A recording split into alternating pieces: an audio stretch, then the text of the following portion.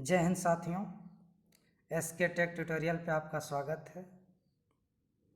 आज फिर से हम आपके सामने हाजिर हैं साइंस का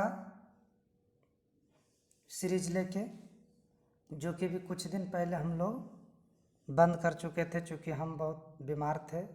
इस कारण इस सीरीज़ को हम नहीं ला पा रहे थे, लेकिन अब फिर से हम इस सीरीज़ को स्टार्ट करते हैं।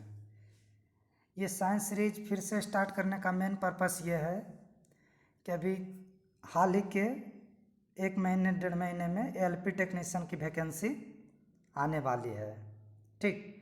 और जो भी रेलवे का जॉब हो या एसएससी का जॉब हो, जिसमें भी साइंस का पोर्शन पूछा जाता हो, उसमें गुरुत्वाकर्षण का चैप्टर बहुत ही महत्वपूर्ण होता है।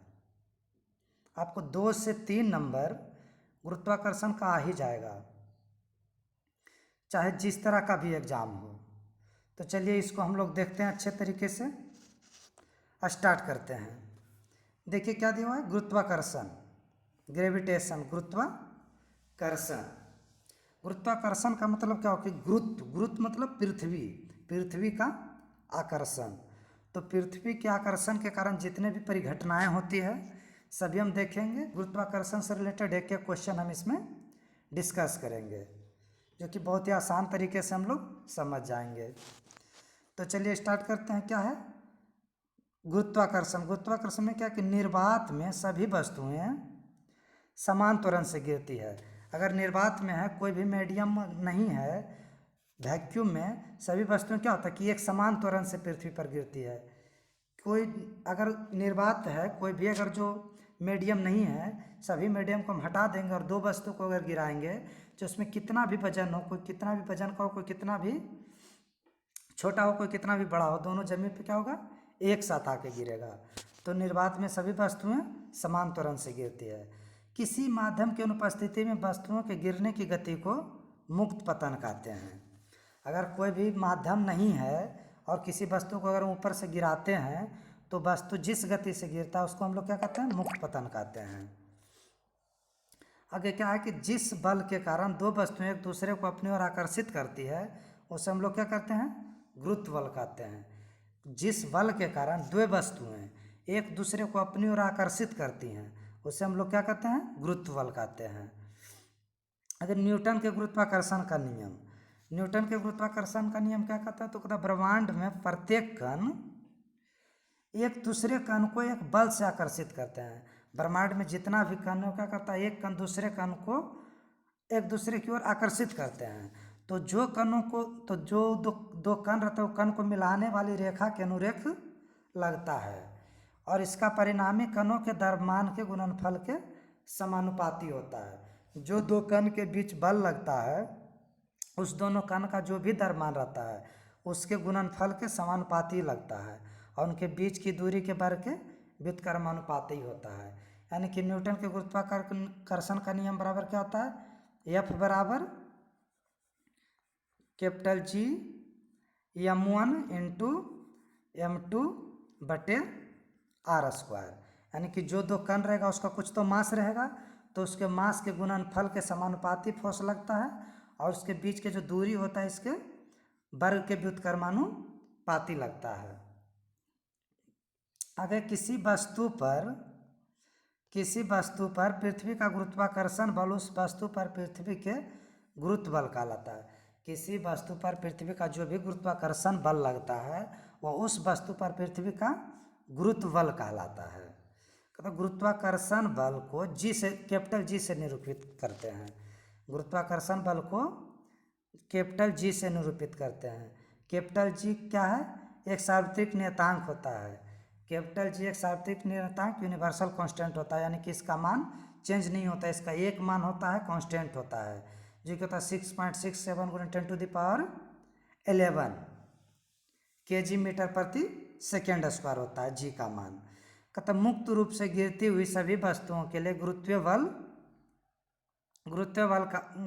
बल का मान समान होता है। मुक्त रूप से गिरती हुई सभी वस्तुओं के गुरुत्वीय त्वरण का मान समान होता है। गुरुत्वीय त्वरण को हम लोग स्मॉल जी से सूचित करते हैं। गुरुत्वीय त्वरण को हम लोग स्मॉल जी से सूचित करते हैं। पृथ्वी के ध्रुवों पर गुरुत्वीय त्वरण स्मॉल जी का मान महत्तम होता है। पृथ्वी का जो ध्रुव होता है उस पर गुरुत्वीय त्वरण स्मॉल जी का मान सबसे ज़्यादा होता है और भूमध्य रेखा पर सबसे कम होता है। भूमध्य रेखा पर गुरुत्वीय त्वरण का मान सबसे कम होता है। पृथ्वी की सतह से ऊंचाई बढ़ने पर जी का मान पृथ्वी की सतह से जी के मान से कम होता है। मान ली कि कोई वस्तु को हम पृथ्वी से ऊपर ले जा रहे हैं या फिर पृथ्वी से नीचे ले जा रहे हैं, तो इस कंडीशन में क्या होता है कि पृथ्वी की सतह पे जितना गुरुत्वीय त्वरण जी का मान है, पृथ्वी की सतह से अगर ऊपर ले जाएंगे तो जी का मान क्या होगा, घट जाएगा। जैसे पृथ्वी की सतह पर जी का मान कितना होता है, 9.8। अगर पृथ्वी के सतह से ऊपर ले जाएंगे तो घट जाएगा, 9.5 हो जाएगा, 9.4 हो जाएगा, 9.2 हो जाएगा, यानी कि जी का मान क्या हो जाएगा, घट जाएगा। जितना पृथ्वी के सतह पर उससे घट जाएगा। अब कहता है कि वस्तु का द्रव्यमान दंड तुला से मापा जाता है। कोई भी वस्तु का अगर हम द्रव्यमान मापते हैं तो किससे मापते हैं, दंड तुला से मापते हैं। दंड तुला मतलब जो घर में कमानीदार तुला रहता है उसी से हम लोग मापते हैं। तो वस्तु का द्रव्यमान दंड तुला से मापा जाता है। जिस बल द्वारा पृथ्वी किसी वस्तु को अपने केंद्र की ओर खींचती है उसे उस वस्तु का भार कहते हैं। यानी कि W बराबर mg, W बराबर mg, जहाँ g क्या हो गया, गुरुत्वाकर्षण त्वरण, गुरुत्वाकर्षण गुरुत्व बल, गुरुत्व त्वरण, और यम का मान क्या हो जाएगा, द्रव्यमान। यानी कि किसी वस्तु का अगर हमको द्रव्यमान भार ज्ञात करना है तो उसके द्रव्यमान में जितना उसका द्रव्यमान है उसमें अगर गुरुत्वाकर्षण बल जो रहता है उसको अगर हम गुना कर देंगे तो क्या हो जाएगा, वस्तु का भार ज्ञात हो जाएगा। तो ये कहता है कि जिस बल द्वारा पृथ्वी किसी वस्तु को अपने केंद्र की ओर खींचती है उसे उस वस्तु का भार कहा जाता है। चंद्रमा पर किसी वस्तु का भार पृथ्वी पर उसके भार का लगभग 1/6 गुना होता है। चंद्रमा पर किसी वस्तु का भार पृथ्वी पर उसके भार का 1/6 गुना होता है। यानी कि किसी वस्तु का भार अगर पृथ्वी पर 60 kg है तो चंद्रमा पर उसका भार कितना हो जाएगा, 10 kg। 1/6 होता है तो 60/6 यानी कि 10 kg। आगे है किसी वस्तु का भार कमानीदार तुला द्वारा मापा जाता है। किसी भी वस्तु का भार कमानीदार स्प्रिंग बैलेंस के द्वारा मापा जाता है। अब है गुरुत्व, ग्रेविटी। गुरुत्व या गुरुत्व बल वह आकर्षण बल है जिससे पृथ्वी किसी वस्तु को अपने केंद्र की ओर खींचती है। गुरुत्व, ग्रेविटी। गुरुत्व या गुरुत्व बल वह आकर्षण बल है जिससे पृथ्वी किसी वस्तु को अपने केंद्र की ओर खींचती है। गुरुत्वीय त्वरण जी, स्मॉल जी। गुरुत्व बल के कारण जो त्वरण उत्पन्न होता है उसे गुरुत्वीय त्वरण कहते हैं। गुरुत्व बल के कारण जो त्वरण उत्पन्न होता है उसे गुरुत्वीय त्वरण कहते हैं। गुरुत्वीय त्वरण का मान 9.8 मीटर प्रति सेकेंड स्क्वायर होता है। स्मॉल जी का मान 9.8 मीटर प्रति सेकेंड स्क्वायर होता है। आगे है किसी पिंड का वह बल जिससे पृथ्वी उसे अपने केंद्र की ओर खींचती है वह क्या कहलाता है, भार कहलाता है।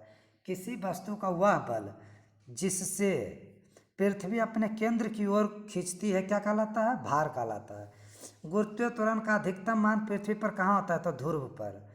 गुरुत्वीय त्वरण का अधिकतम मान पृथ्वी पर कहाँ होता है, तो ध्रुव पर। और न्यूनतम मान कहाँ होता है, तो विषुवत रेखा या भूमध्य रेखा पर। गुरुत्वीय त्वरण का न्यूनतम मान या सबसे कम मान पृथ्वी पर कहाँ होता है, तो विषुवत रेखा या भूमध्य रेखा पर।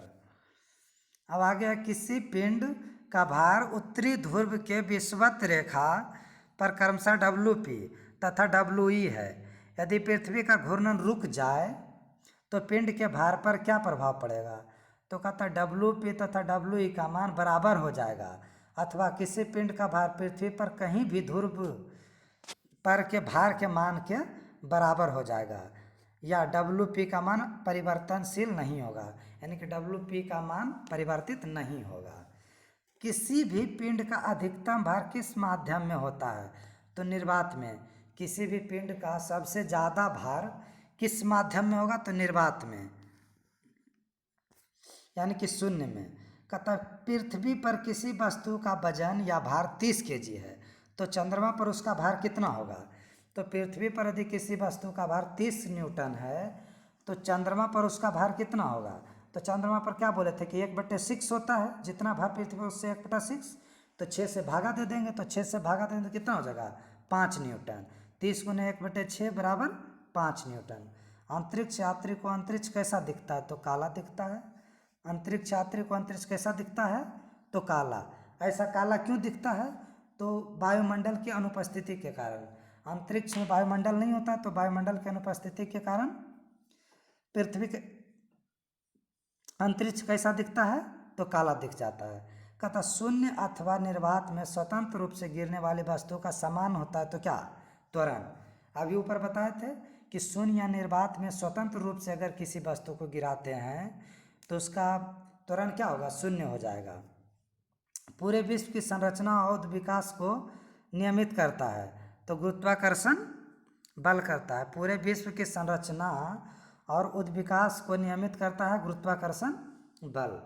साइकिल चलाने वाला व्यक्ति मोड़ लेते समय अंदर की ओर क्यों झुक जाता है, ताकि गुरुत्व केंद्र आधार के अंदर बना रहे जो उसे गिरने से बचाएगा। दोस्तों यदि वीडियो पसंद आ रहा हो तो चैनल को सब्सक्राइब जरूर कर दें ताकि हमें सपोर्ट मिल सके, और अपने दोस्तों में भी शेयर करें।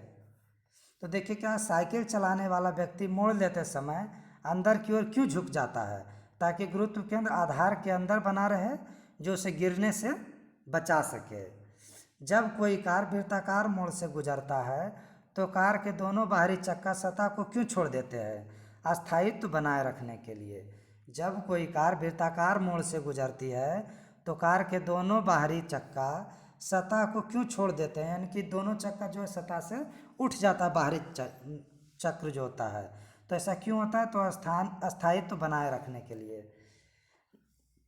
गुरुत्वीय त्वरण का मान पृथ्वी के केंद्र पर शून्य होता है, परिणाम स्वरूप क्या होता है, तो वस्तु का भार केंद्र पर शून्य हो जाता है।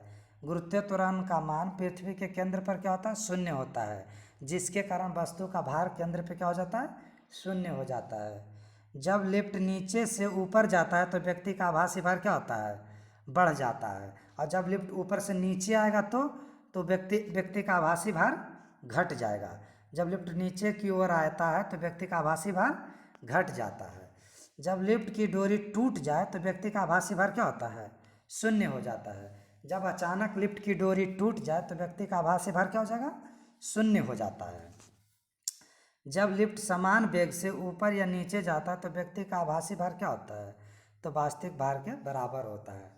जब लिफ्ट समान वेग से ऊपर या नीचे जाता है तो व्यक्ति का आभासी भार वास्तविक भार के बराबर होता है, यानी कि जो भार रहता है वही होता है, कोई अंतर नहीं होता है।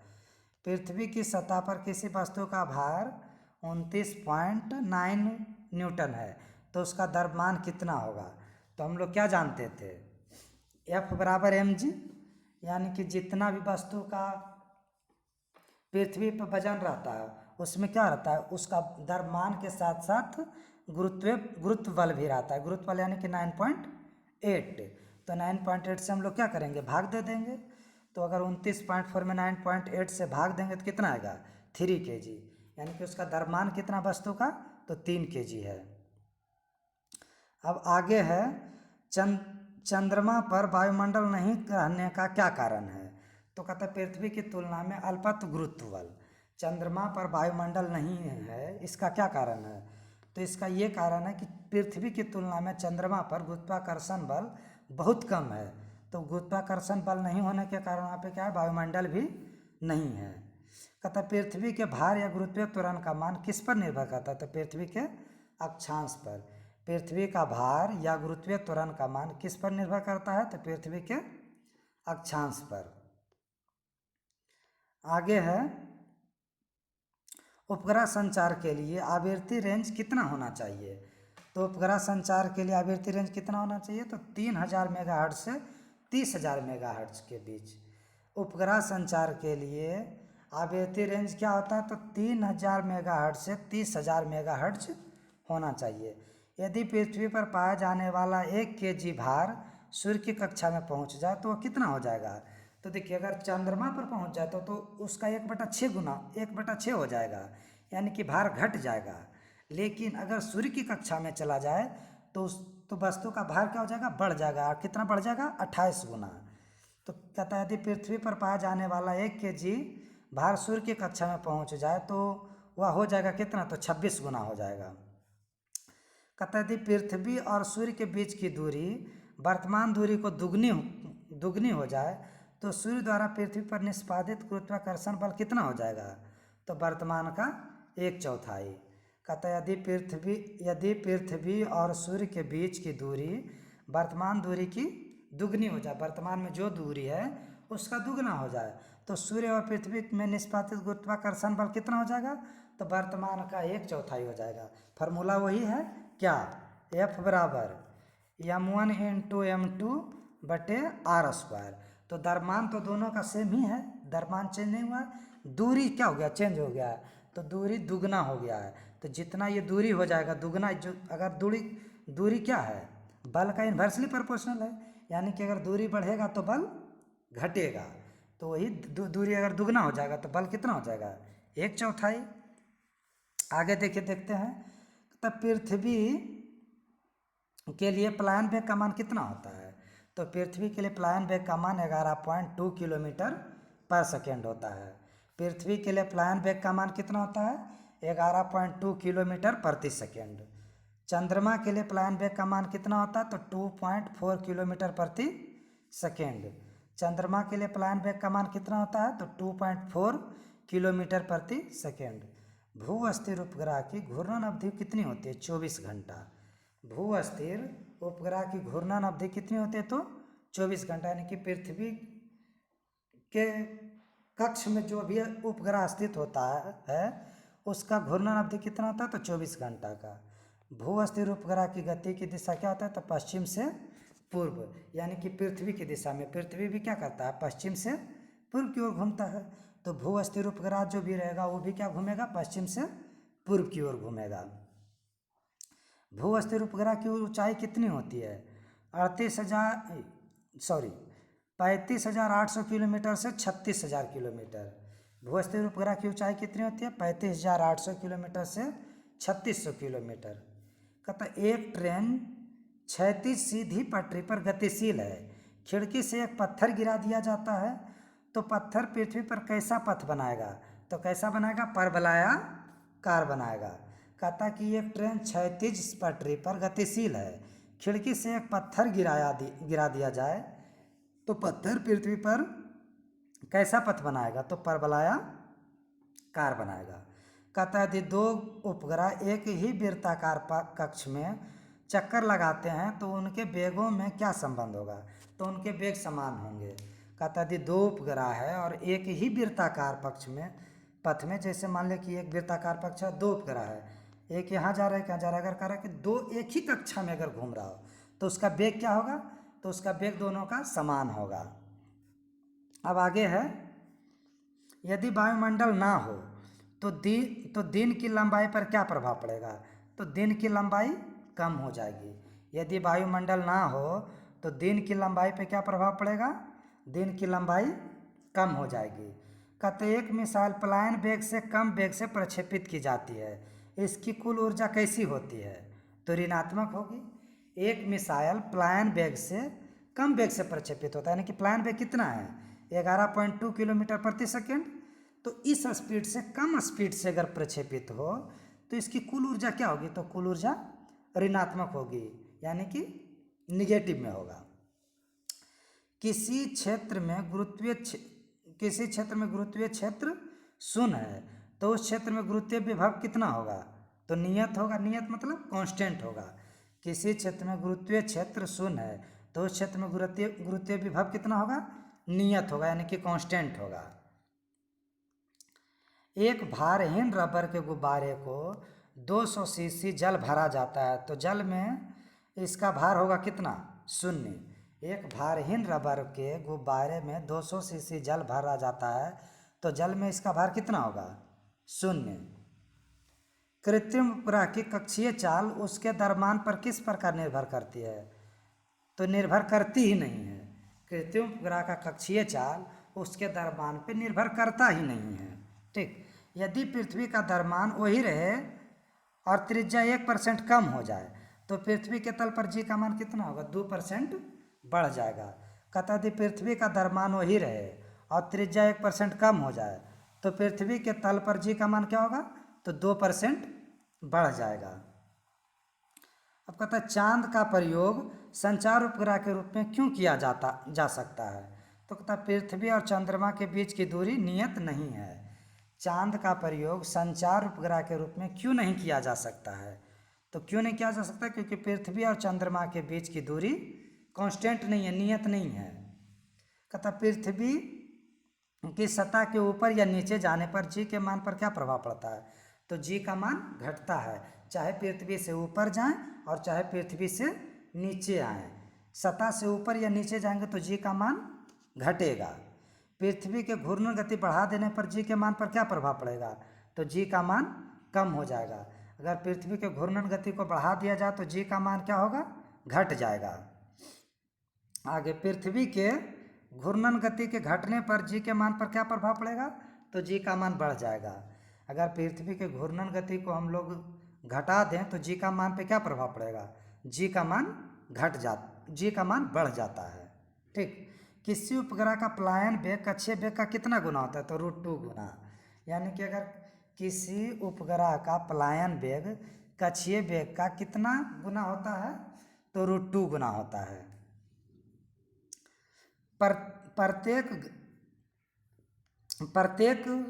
प्रत्येक ग्रह सूर्य के चारों ओर किस कक्षा में परिक्रमा करता है? तो दीर्घवृत्ताकार कक्षा में। कहता प्रत्येक ग्रह सूर्य के चारों ओर किस कक्षा में परिक्रमा करता है? तो दीर्घवृत्ताकार कक्षा में। तो दोस्तों आज इतना ही रहने देते हैं। आज आपका पूरा कंप्लीट गुरुत्वाकर्षण का चैप्टर खत्म हो गया है।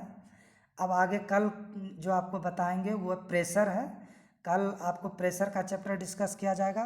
तो अगर इसमें कहीं भी कोई डाउट हो, कुछ अगर पूछना हो तो फिर कृपया कमेंट करके पूछ लें और कृपया चैनल को सपोर्ट करें। Thank you.